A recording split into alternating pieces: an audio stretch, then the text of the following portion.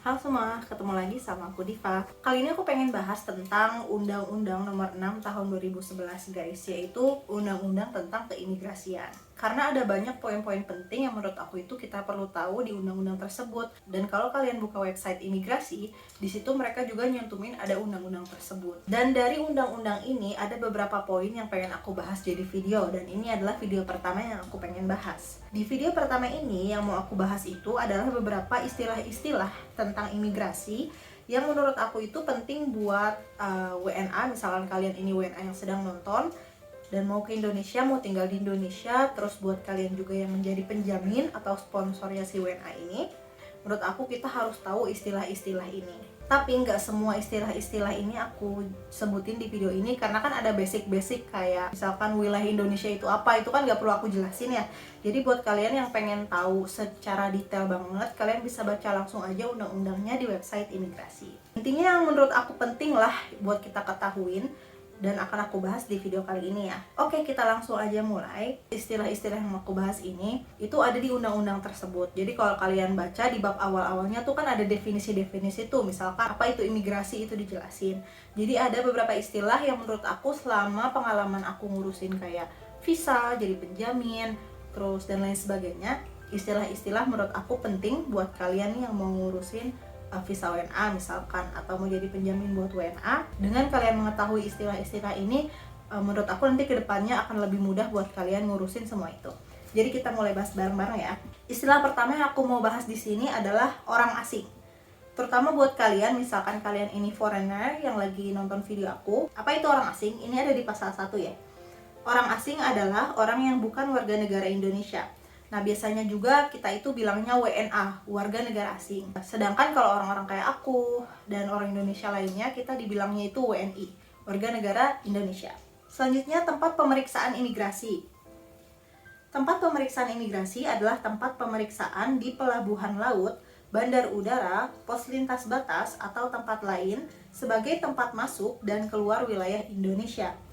Di pasal 9 ayat 1-nya, setiap orang yang masuk atau keluar wilayah Indonesia wajib melalui pemeriksaan yang dilakukan oleh pejabat imigrasi di tempat pemeriksaan imigrasi.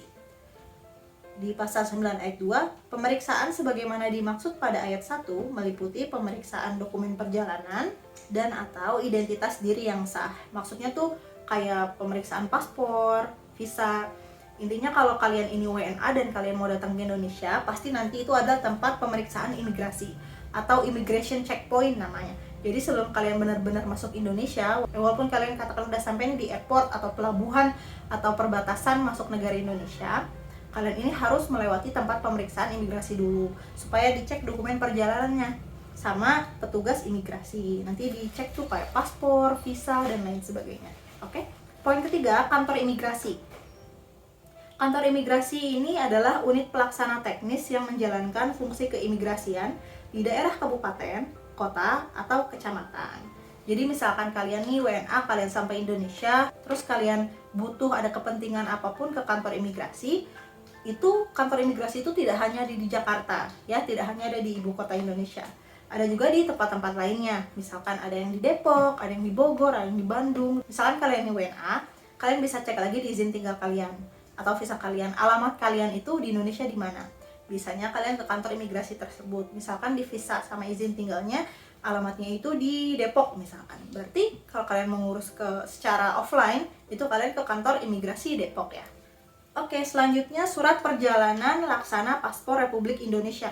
Ini pertama kali juga aku dengar tentang istilah ini ya. Surat perjalanan laksana paspor Republik Indonesia, yang selanjutnya disebut surat perjalanan laksana paspor, adalah dokumen pengganti paspor yang diberikan dalam keadaan tertentu yang berlaku selama jangka waktu tertentu. Ini biasanya terdiri atas yang untuk warga Indonesia, untuk orang asing, dan surat perjalanan lintas batas atau pas lintas batas. Aku kurang paham poin C ini, tapi intinya ini adalah dokumen pengganti paspor ya. Bisa buat orang Indonesia, bisa buat WNA juga. Nah, kalau buat WNA bisa lihat di pasal 27 ayat 2. Surat perjalanan laksana paspor untuk orang asing dikeluarkan bagi orang asing yang tidak mempunyai dokumen perjalanan yang sah dan negaranya tidak punya perwakilan di Indonesia. Misalkan kayak nggak punya paspor yang sah, terus ya tadi negaranya nggak punya perwakilan, nggak ada kedubesnya di Indonesia. Spesifiknya bisa kita lihat di ayat 3-nya. Diberikan dalam hal atas kehendak sendiri keluar wilayah Indonesia sepanjang tidak terkena pencegahan. Yang B dikenai deportasi, WNA-nya. Yang C repatriasi. Selanjutnya visa Republik Indonesia. Ya ini jelas ya dari namanya. Selanjutnya disebut visa adalah keterangan tertulis yang diberikan oleh pejabat yang berwenang di perwakilan Republik Indonesia atau tempat lain yang ditetapkan oleh pemerintah Republik Indonesia yang memuat persetujuan bagi orang asing untuk melakukan perjalanan ke wilayah Indonesia dan menjadi dasar untuk pemberian izin tinggal. Gitu. Intinya visa itu adalah izin masuk buat si WNA untuk WNA masuk ke Indonesia, dan visa ini jadi dasar untuk memberikan izin tinggal mereka. Maksudnya gimana? Pengalaman aku ya, misalkan masuknya itu pakai visa tinggal terbatas, VITAS. Nanti izin tinggalnya izin tinggal terbatas. Misalkan masuknya pakai visa kunjungan, nanti izin tinggalnya izin tinggal kunjungan, kayak gitu.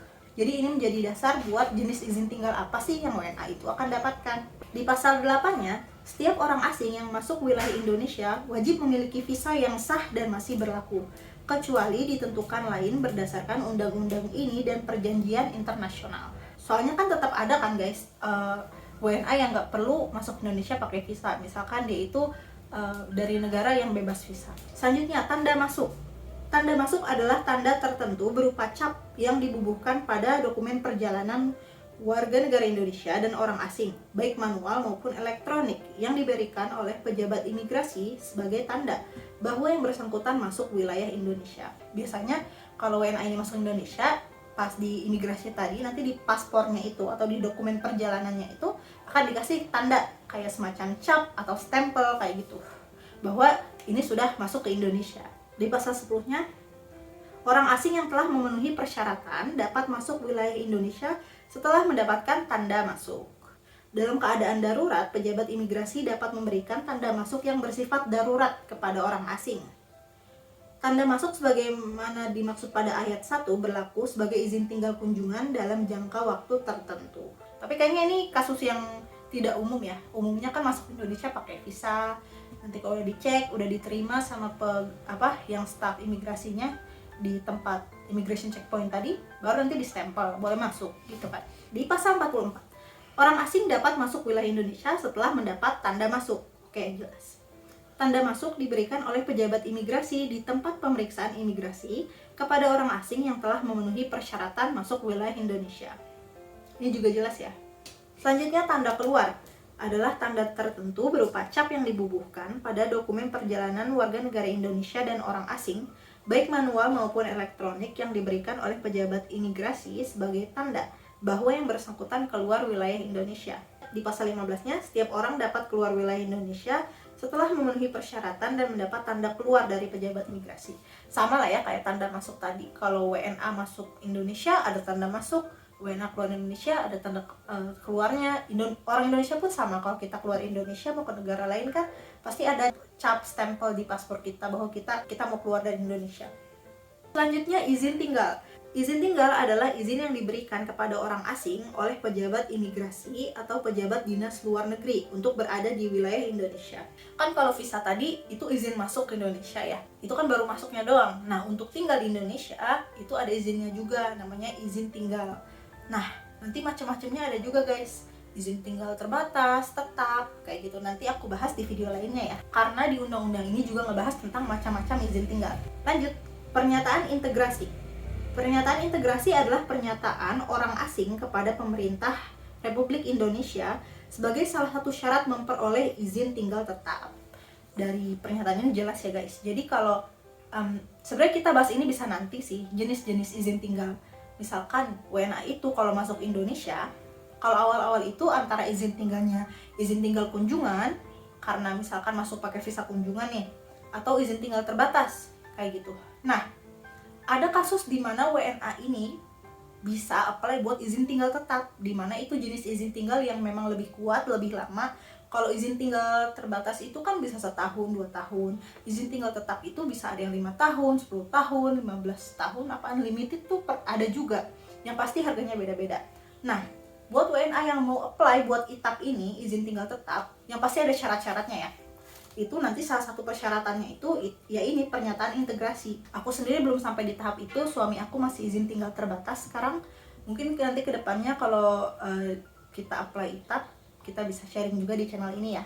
Izin masuk kembali atau IMK. IMK ini adalah izin tertulis yang diberikan oleh pejabat imigrasi kepada orang asing pemegang izin tinggal terbatas dan izin tinggal tetap untuk masuk kembali ke wilayah Indonesia. Kan gini guys, kalau WNA itu masuk ke Indonesia, itu kan pakai visa. Kalau WNA itu punya izin masuk kembali, dia bukan cuma boleh masuk ke Indonesia, tapi dia boleh keluar Indonesia, nanti masuk lagi, kayak gitu. Jadi boleh keluar masuk Indonesia selama izin masuk kembali ini masih berlaku. Berdasarkan pasal ini kan dibilang kalau IMK ini itu buat WNA pemegang izin tinggal terbatas dan izin tinggal tetap. Berarti kan kalau pemegang izin tinggal kunjungan ini nggak dapat IMK ya. Contohnya kayak suami aku kan izin tinggalnya izin tinggal terbatas, dan dia izin tinggal terbatasnya berlaku 2 tahun. Pas ITAS dia terbit, itu kan berlakunya 2 tahun, terbit juga izin masuk kembali dia. Karena waktu awal kita daftar visa itu emang udah sepaket gitu guys, dapat visa, dapat izin tinggal, sama dapat izin masuk kembali. Pas visa suami aku terbit, dia masuk Indonesia. Sampai di Indonesia, izin tinggalnya terbit tuh sepanjang 2 tahun, selama 2 tahun. Bersama itu pula izin masuk kembalinya terbit. Jadi memang sudah sepaket sama izin tinggal ini. Izin masuk kembalinya ini juga berlaku selama 2 tahun. Jadi selama 2 tahun ini, selama izin tinggal suami aku masih aktif, berarti kan izin masuk kembalinya juga aktif. 2 tahun ini suami aku boleh dengan bebas keluar masuk Indonesia tanpa harus ngurusin nanti masuk lagi, ngurusin visa lagi, itu nggak perlu. Karena udah punya izin masuk kembali gitu. Tapi ingat, ini untuk WNA yang pemegang izin tinggal terbatas dan izin tinggal tetap ya. Oke, lanjut, penjamin. Nah, penjamin ini adalah orang atau korporasi yang bertanggung jawab atas keberadaan dan kegiatan orang asing selama berada di wilayah Indonesia. Contohnya suami aku masuk Indonesia pakai visa E31A, visa keluarga. Akulah sponsornya dia, karena aku itu yang mendaftarkan visa dia, aku yang menjamin keberadaan dia di Indonesia. Buat kalian yang pengen paham lebih lanjut tentang penjamin, sebelumnya aku udah bikin banyak video, jadi kalian bisa cek playlist aku itu ya. Lanjut, pencegahan. Pencegahan adalah larangan sementara terhadap orang untuk keluar dari wilayah Indonesia berdasarkan alasan keimigrasian atau alasan lain yang ditentukan oleh undang-undang. Terakhir, penangkalan. Penangkalan adalah larangan terhadap orang asing untuk masuk wilayah Indonesia berdasarkan alasan keimigrasian. Itu aja istilah-istilah yang pengen aku bahas di video kali ini. Nanti di next video aku itu pengen bahas WNA apa aja yang ditolak untuk masuk dan keluar Indonesia. Dan ini juga dari undang-undang yang sama, Undang-Undang Nomor 6 Tahun 2011. Oke guys, kita ketemu lagi next time. Assalamualaikum.